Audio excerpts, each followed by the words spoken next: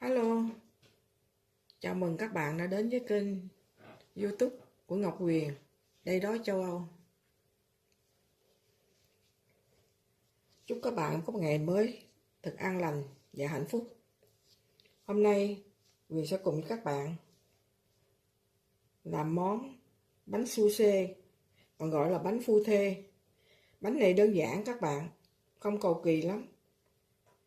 Chỉ có một thứ bột duy nhất, bột năng.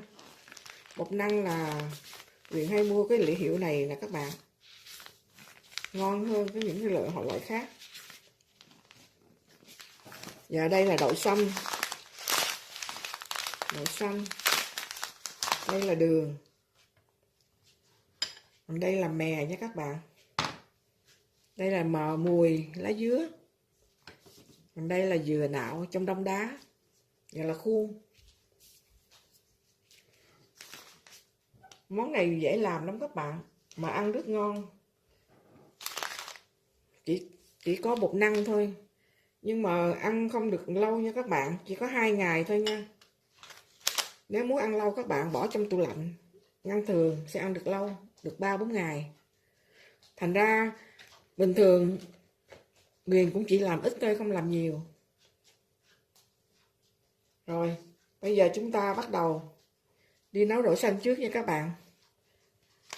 Nấu đậu xanh xong chúng ta sẽ vo viên lại, và sau đó chúng ta sẽ quậy bột, nắn bột bỏ vô khuôn và hấp.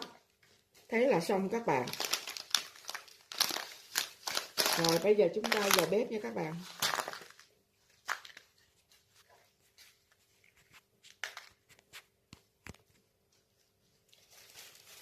Và đậu xanh sau khi đã nấu chín nha các bạn. Bây giờ mình vo viên. Trong cái đậu xanh này thì Huyền cho một ít dừa đó các bạn.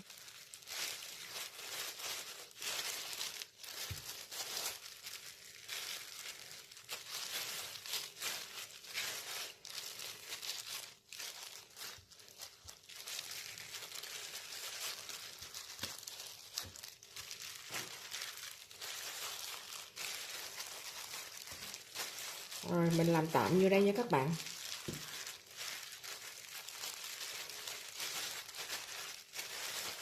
Rồi một lát, khi nào xong là mình sẽ làm tiếp hết đậu xanh này. Nếu không đậu xanh này mình để lại cũng được các bạn, mình làm bánh khác cũng được, mình làm bánh cam, bánh da lợn, bánh nào cũng được. Rồi bây giờ mình đi lấy bột cho các bạn, pha bột và nấu trên bếp.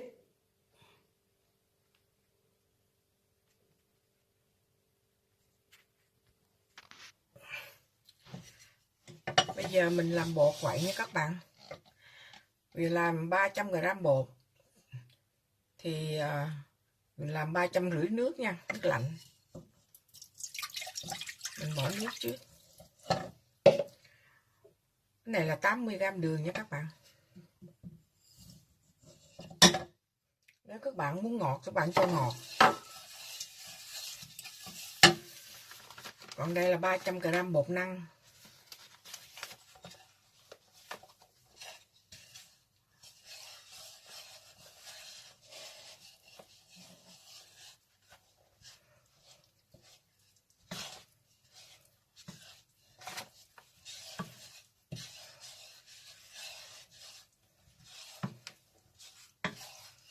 Mình quậy vô trùng với các bạn. Vậy chín một chút, 70% chín, tại một lát nữa mình phải hấp nữa các bạn.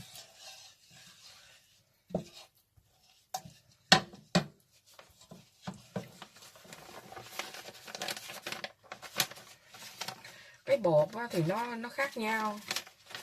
Nếu mà bột mà mới đó thì nó ít nước chút, còn bột nếu mà nó cũ thì mình thêm nước một chút, thành ra mình phải coi đó các bạn.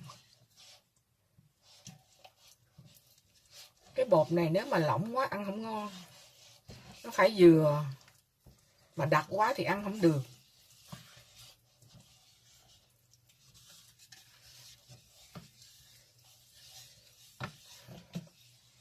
Mình để cho nó tan xong rồi.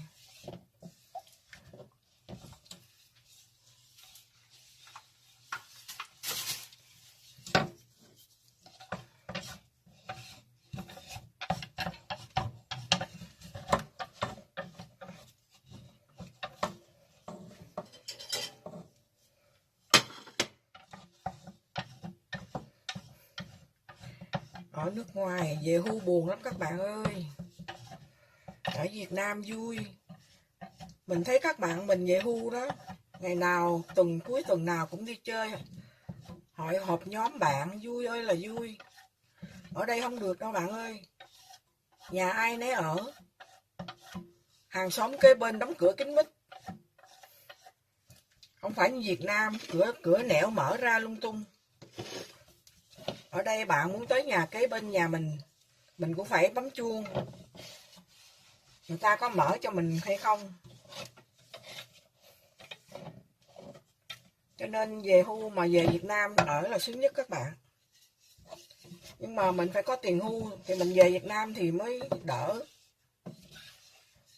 Rồi phải có bảo hiểm nữa các bạn. Phải có bảo hiểm. Tại vì mình có bảo hiểm đó. Rồi mình lớn tuổi rồi nhiều khi mình bệnh á, thì bảo hiểm ở đây sẽ trả lại cho Việt Nam. Nếu mà mình không có đóng bảo hiểm ở đây, khó khăn lắm nha các bạn.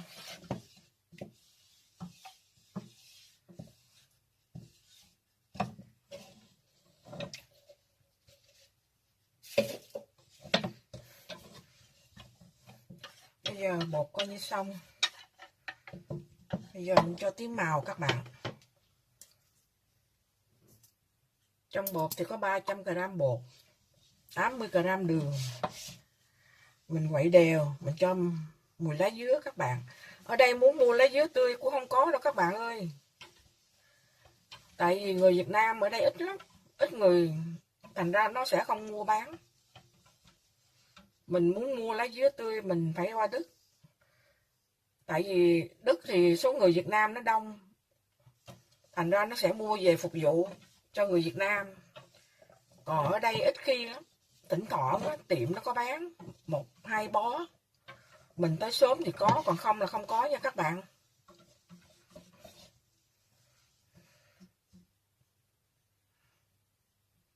Rồi mình cho màu vô đây đủ rồi. Đậm quá cũng không đẹp.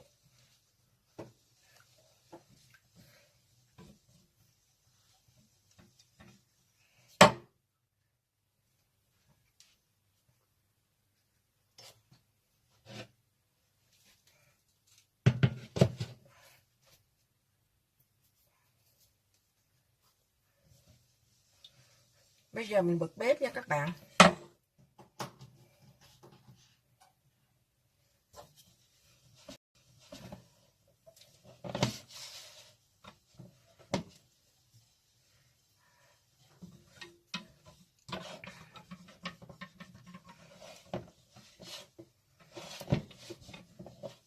Thì cũng để sẵn một cái bình nước đó, nước sôi đó.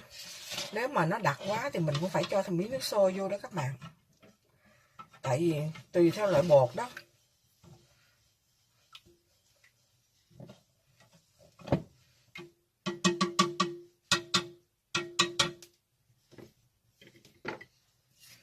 Phải quậy liên tục nha các bạn.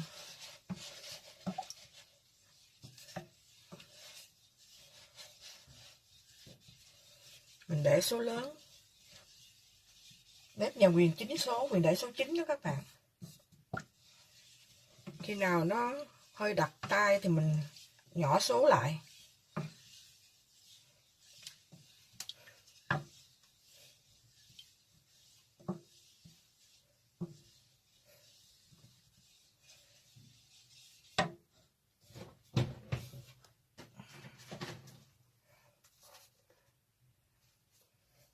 Quyền cho một miếng muối các bạn.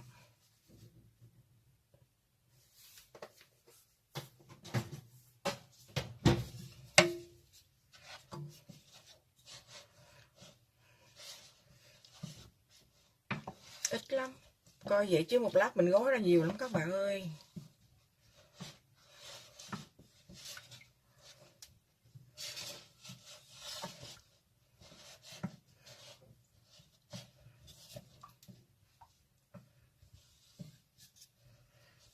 Nhà Huyền bánh này 2 cô con gái với 2 đứa cháu nó không có ăn cái này đâu các bạn, chỉ có 2 vợ chồng Huyền ăn thôi. Cho nên Huyền không có làm nhiều, rồi ế lắm. Mà Huyền bây giờ cũng đang muốn giảm béo nè, thành ra không dám ăn nhiều mấy cái đồ ngọt này nữa nè. Ở nhà ở không, bạn biết không, không có đi làm, không có hoạt động đó, không có thức khuya dậy sớm, không có mệt mỏi, nó lên ký nhanh lắm, nó lên ký hết hồn luôn, sợ luôn. Tại mình cứ suốt ngày lo nghĩ nấu ăn, rồi ăn ngày nào cũng hỏi ông xã hôm nay ăn cái gì, ăn món gì, rồi cuối tuần nấu cái gì cho mấy đứa nhỏ ăn.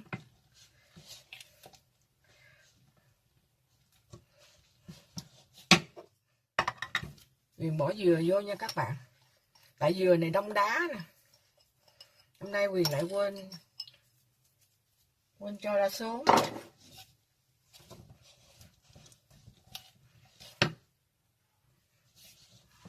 Nó đập ở dưới đít rồi đó các bạn.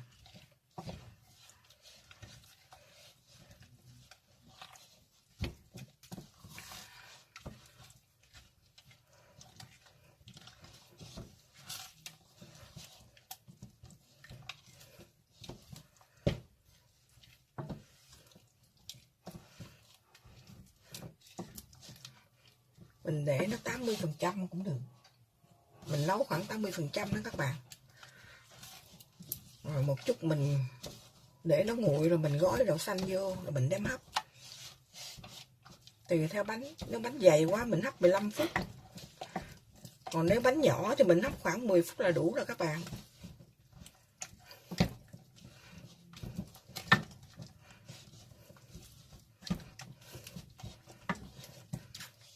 Mình nấu cái này mình phải để sẵn đó, một cái ấm nước sôi.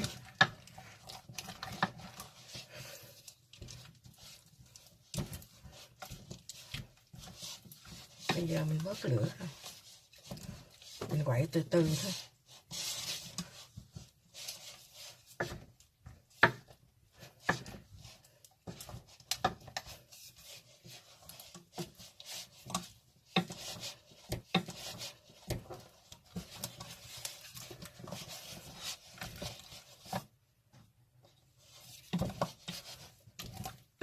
Cái này mình nấu 300g bột.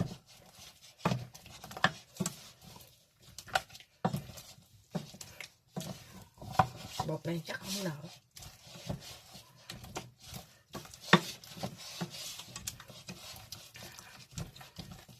Mình cho đậu xanh hơi nhiều, dừa cũng nhiều.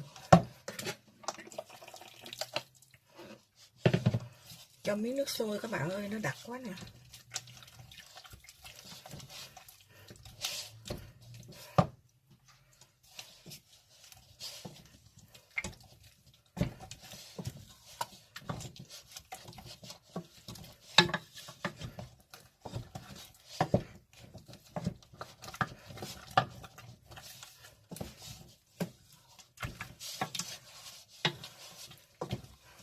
Mình thích làm bánh trái thôi. Còn nấu đồ ăn mặn thì nhà nào cũng nấu giống nhau. Gà chiên, gà luộc, thịt kho, cá kho. Thành ra Huyền sẽ không ít khi làm cho các bạn. Huyền chỉ làm bánh thôi.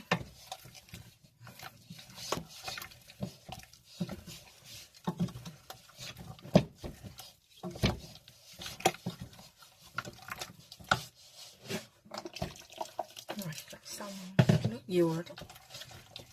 Bột này chắc củ nở dữ quá.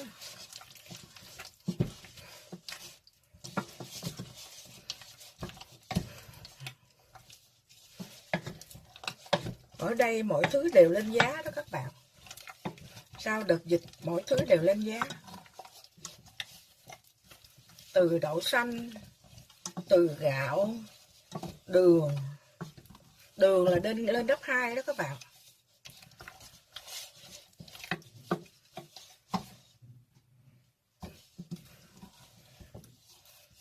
Mọi thứ đều lên giá.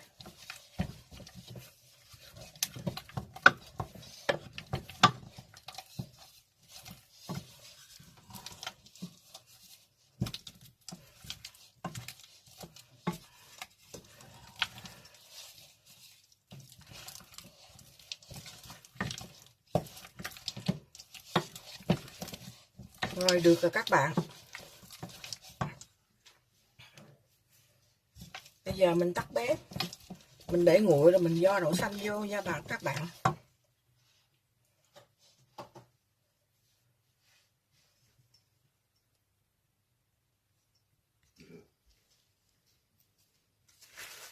Bây giờ mình chờ cái bột nó nguội đó các bạn, nó nguội một chút rồi mình vo viên.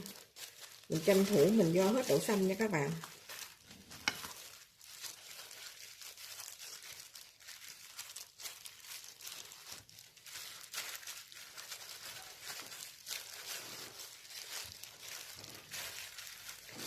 Cái này vì nghĩ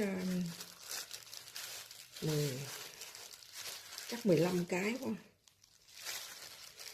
Ok, mình làm dư một chút cũng được. Làm đậu xanh nhiều một chút cũng được. Lâu lắm rồi Quyền mới làm cái này các bạn. Lâu thật lâu rồi đó. Bao nhiêu năm mà không có làm.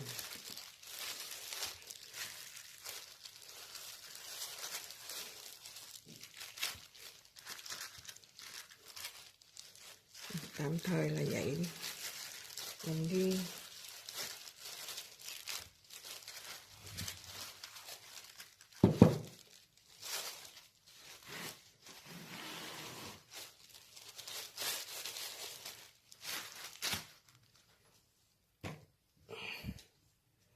Mình đợi nó nguội một chút các bạn. Mình bỏ vô đây mình hấp.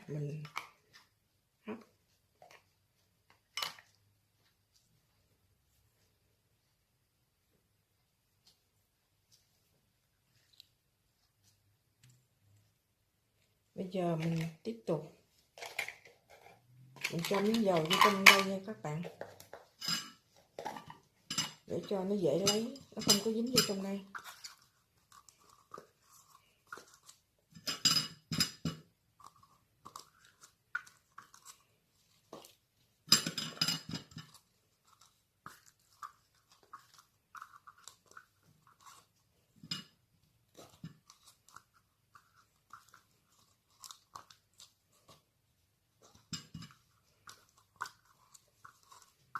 Chắc như đây chắc mình phải hấp 2 lần đó các bạn.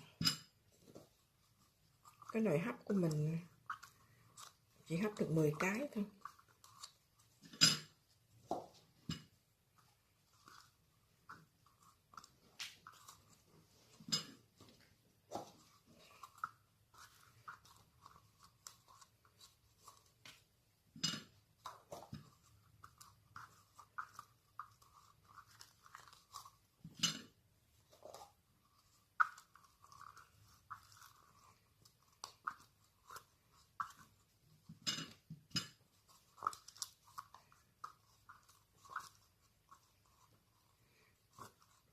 Lúc về Việt Nam Quyền cũng mua cái khuôn này á, mấy chục cái đó. Mà bây giờ tìm hoài không biết quăng ở đâu rồi. Thành ra giờ còn có 10 khuôn à. Bây giờ mình bỏ bột nha các bạn.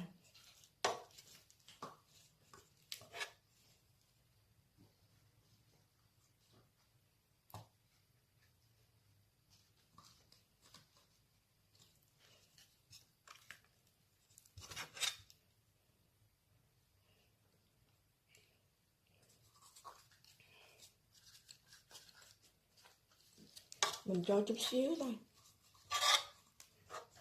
Rồi mình cho nhân đậu xanh chính giữa. Rồi sau đó mình cho một lớp bột. Bánh mình đã làm xong rồi nè các bạn. Sau khi mình hấp 15 phút nha các bạn. Mình làm 2 lần. Mình hấp 2 lần. Và bây giờ đã xong. Bây giờ cũng còn hơi. Mình phải để qua mấy tiếng các bạn. Thì nó mới cứng lại. Bây giờ nó còn hơi mềm nha các bạn. Nhưng mà nó dai lắm. Các bạn thử làm cùng với Quyền nha. Chúc các bạn thành công. Video của Quyền đến đây là chấm dứt. Cảm ơn các bạn đã theo dõi. Hẹn các bạn video kỳ tới. Các bạn đừng quên bấm like và đăng ký, chia sẻ dùm Quyền nha. Xin chào tạm biệt các bạn. Bye bye.